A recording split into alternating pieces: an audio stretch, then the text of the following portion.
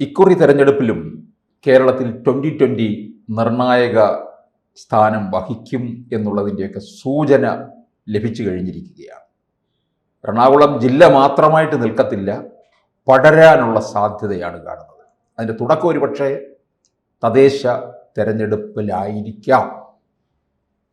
ഏത് തരത്തിലായിരിക്കും? ഈ സാബു ജേക്കബ് എന്ന വ്യവസായി കം സാമൂഹ്യ പ്രവർത്തകനെ സംബന്ധിച്ചിടത്തോളം അദ്ദേഹം ഗാന്ധിജി പറഞ്ഞ അടിസ്ഥാന തലത്തിലാണ് പുള്ളിക്കാരൻ പ്രവർത്തിക്കുന്നത്.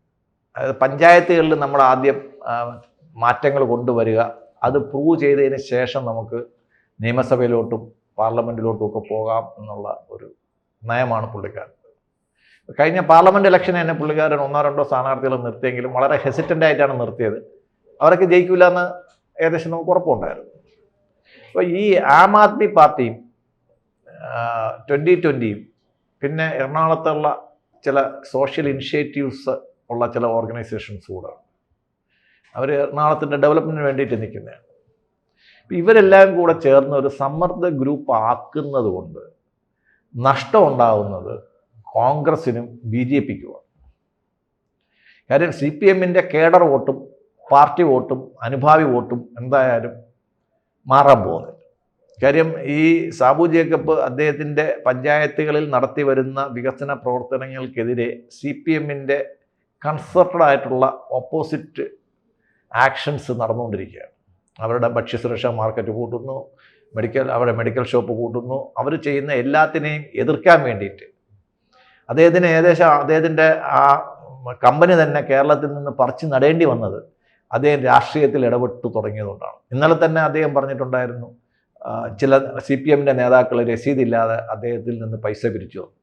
ഞങ്ങൾ പിരിച്ചില്ല എന്ന് പറയാൻ ആരും തയ്യാറായിട്ടില്ല. ഇതുവരെ 48 മണിക്കൂറായിട്ടും ഇന്ന് വരെ അത് ആരും നിശ്ചയിച്ചിട്ടില്ല. അപ്പോൾ ഇവിടെ കണ്ടുവരുന്നത് ഇദ്ദേഹം എന്നാൽ പിണറായിയുടെ എല്ലാ കാര്യങ്ങളും ഞാൻ നോക്കിയെന്നും പറയുന്നുണ്ട്. അദ്ദേഹം അമേരിക്കയിൽ ചികിത്സയ്ക്ക് പോകുമ്പോഴത്തേക്ക് അതിന് കാര്യങ്ങളെല്ലാം നോക്കിയെന്നും പറയുന്നു. അപ്പോൾ ഈ സാബു ജേക്കബിൻ്റെ റോളിനെ പറ്റിയിട്ട് ആൾക്കാരുടെ ഇടയിൽ ഒരുപാട് കൺഫ്യൂഷൻ ഉണ്ട്. ഇയാൾ A പാർട്ടിയാണോ B പാർട്ടിയാണോ C പാർട്ടിയാണോ എന്ന് തന്നെ അറിയത്തില്ല. പക്ഷേ അവർ പഞ്ചായത്ത് തലത്തിൽ ഉണ്ടാക്കിയ വികസനം നമ്മൾ കാണാതെ പോകരുത്.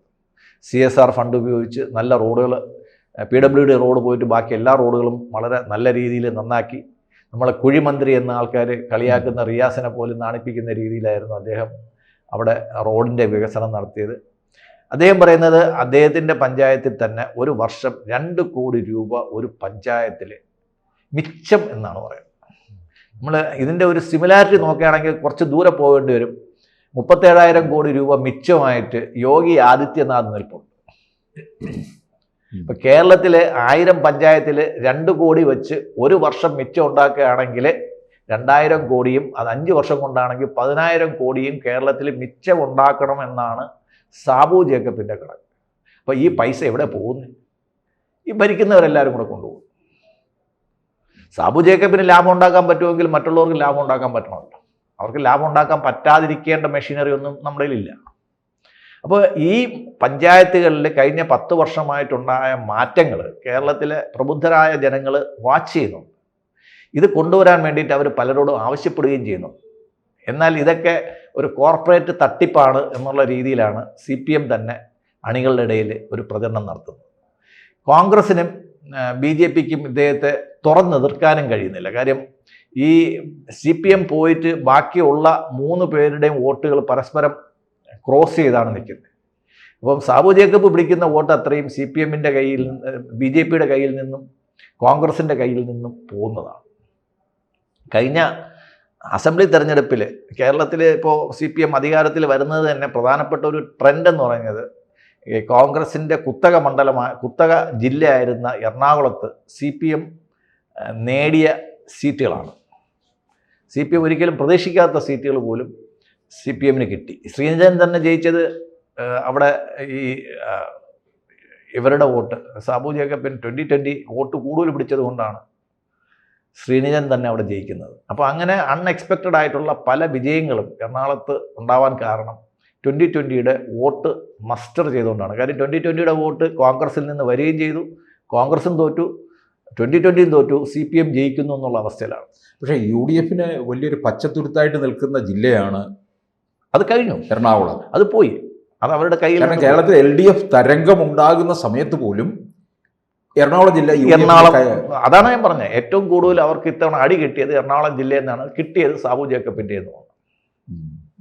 നമ്മൾ നോക്കുമ്പോഴത്തേക്ക് CPM-ന്റെ വോട്ടിൽ ചോർച്ചയില്ല, കോൺഗ്രസിൻ്റെ വോട്ടിൽ ചോർച്ച വന്നിട്ടുണ്ട്, 2020 വോട്ടിൽ വോട്ട് കൂടിയിട്ടുമുണ്ട്. അപ്പോൾ ആ അടി ഇനിയും കിട്ടിക്കൊണ്ടിരിക്കും, ഈ അടി കിട്ടിക്കൊണ്ടേയിരിക്കും.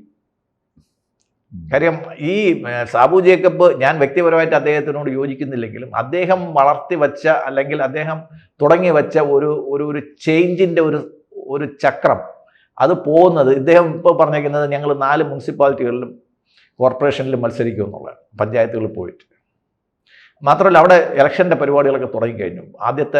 കേരളത്തിൽ എനിക്കൊന്ന് ആദ്യത്തെ ചുവരെഴുത്ത് സാബു ജേക്കബിൻ്റെയാണ്. അവർ ഇലക്ഷന് വേണ്ടിയിട്ട് അവരെല്ലാ രീതിയിലും അവർ പറയുന്നത് ഈ ആന്തൂറൊക്കെ പിടിച്ച മാതിരി ആ പഞ്ചായത്തിൽ മൊത്തം 2020 കൗൺസിലേഴ്സ് മാത്രമേ കാണുള്ളൂ, ജയിക്കുമെന്നല്ല പറഞ്ഞത്, ആ പഞ്ചായത്ത് പിടിക്കുമെന്നല്ല പറഞ്ഞത്, ആ പഞ്ചായത്തിൽ മുഴുവൻ കൗൺസിലർമാരും ഞങ്ങളതായിരിക്കും എന്നാണ് പറയുന്നത്.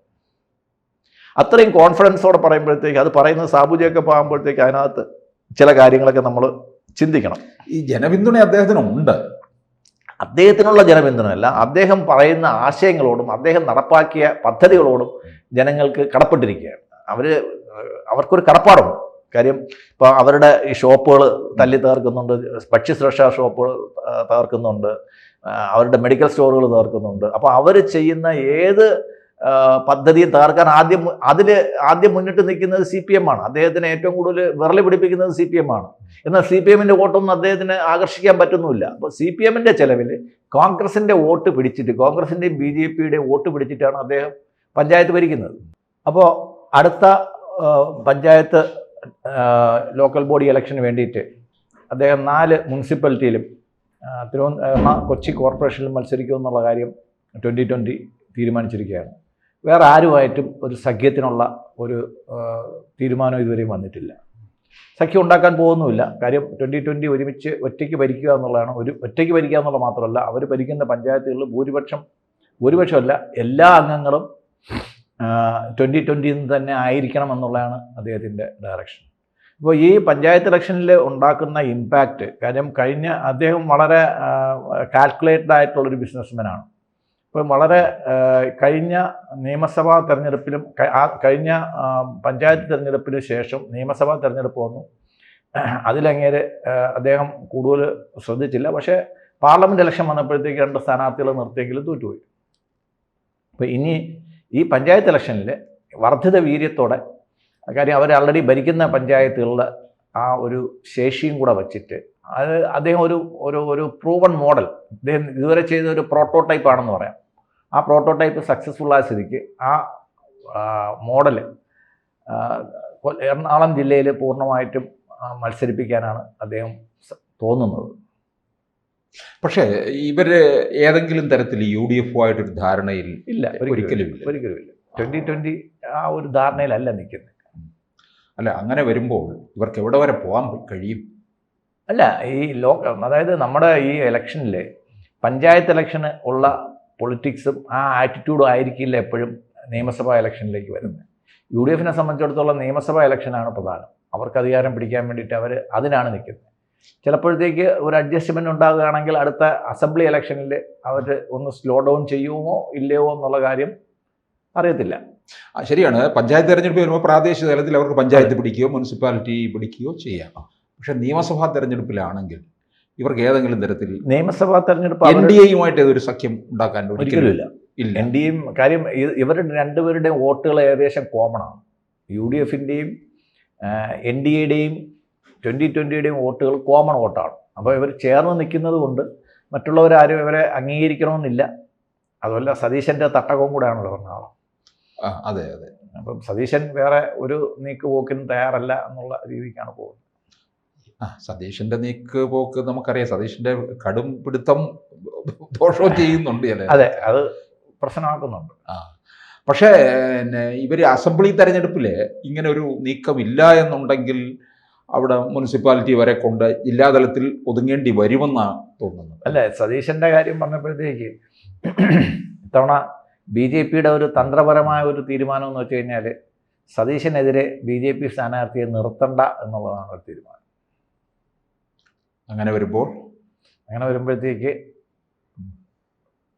CPM വേണമെങ്കിൽ ജയിച്ചോട്ടെ എന്നുള്ള ഒരു രീതിയാണ്.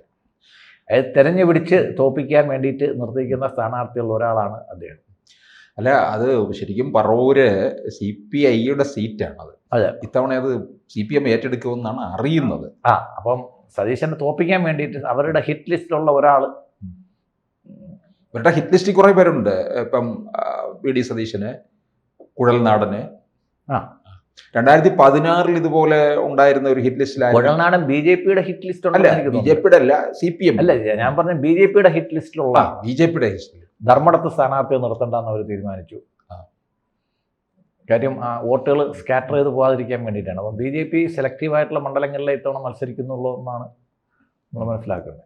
എല്ലാ 140 മണ്ഡലങ്ങളിലും മത്സരിക്കില്ല. ഇല്ലെങ്കിൽ തന്നെ ഈ എറണാകുളം ജില്ലയിൽ UDFന് നഷ്ടമുണ്ടായാൽ അത് വലിയ നഷ്ടം തന്നെയായിരിക്കും. കാരണം ഇവർക്ക് എറണാകുളം ജില്ലയും മലപ്പുറം ജില്ലയും കൂടെ UDFന് കയ്യിൽ എപ്പോഴും സുരക്ഷിതമാണ്. അത് ഉണ്ടെങ്കിൽ പിന്നെ ബാക്കി ഇടങ്ങളിൽ അവരുടെ മറ്റുള്ളവരുടെ പ്രയത്നമൊക്കെ ആയിക്കഴിഞ്ഞാൽ ഇവർക്ക് ഭരണത്തിലേക്ക് കടക്കാവുന്നതാണ്. ഇതും കൂടെ കണക്കാക്കിയിട്ടാണ് കുഞ്ഞാലിക്കുട്ടി മുഖ്യമന്ത്രി കുപ്പായം തയ്പ്പിച്ചു വെച്ചിട്ടിരിക്കുന്നത്. BJP ഒരു കോൺഗ്രസ് മുക്ത ഭാരതത്തിലോട്ട് പോവുകയാണെങ്കിൽ ലീഗിന് അവരുടെ കൂടെ പോകേണ്ട ആവശ്യമില്ലല്ലോ.